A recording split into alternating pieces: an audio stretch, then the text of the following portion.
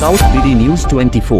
পটুয়াখালীতে জাতীয়তাবাদী শ্রমিক দলের প্রধান সমন্বয়ক অ্যাডভোকেট শামসুর রহমান শিমুল বিশ্বাসের সুস্থতায় কামনায় দোয়া মিলাদ অনুষ্ঠিত হয়েছে। আমাদের প্রতিনিধি জালাল আহমেদের রিপোর্ট ও সুনীল সরকারের পাঠানো তথ্যচিত্রে থাকছে বিস্তারিত।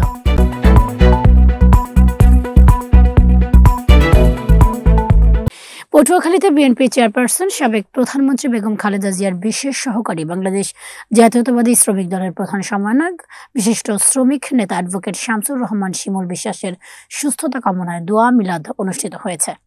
শনিবার 23 আগস্ট বাদ আসর মদিনা জামে মসজিদের পটুয়াখালী সদর উপজেলা ও পৌর শাখা শ্রমিক দলের আয়োজনে দোয়া মিলাদে অন্যান্যদের মধ্যে উপস্থিত ছিলেন জেলা শ্রমিক দলের সিনিয়র যুগ্ম সাধারণ সম্পাদক AKM কলেজের সাবেক GS আব্দুর রাজাক মোল্লা, সহসভাপতি মোহাম্মদ বাবুল ইসলাম, সাংগঠনিক সম্পাদক মোহাম্মদ খলিল শিকদার, দপ্তর সম্পাদক মোহাম্মদ মিজানুর রহমান টিটু, সদস্য আব্দুর রব, সদর উপজেলা শ্রমিক দলের নেতা মোহাম্মদ হাবিবুর রহমান হাবিব, পৌর শ্রমিক দলের নেতা মোহাম্মদ দুলাল, সান্টু মৃধা, মোহাম্মদ আবুল সরকার, মোহাম্মদ মোশাররফ হোসেন ও ঘাট শ্রমিক দলের নেতা মোহাম্মদ বশির প্রমুখ।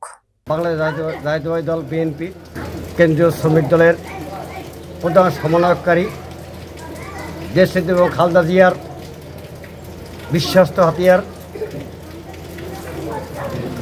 অ্যাডভোকেট জনাব শামসুর রহমান শিমুল বিশ্বাস ভাইয়ের রোগ মুক্তি ও দোয়ায় আমরা পটুয়াখালী জেলা শ্রমিক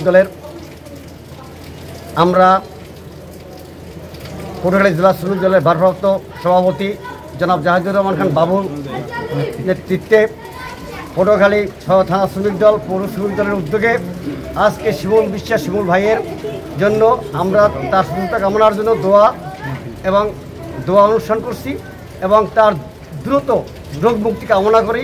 আল্লাহ যেন তাকে দ্রুত সুস্থ করে এবং আমাদের মাঝে ফিরিয়ে দেয়।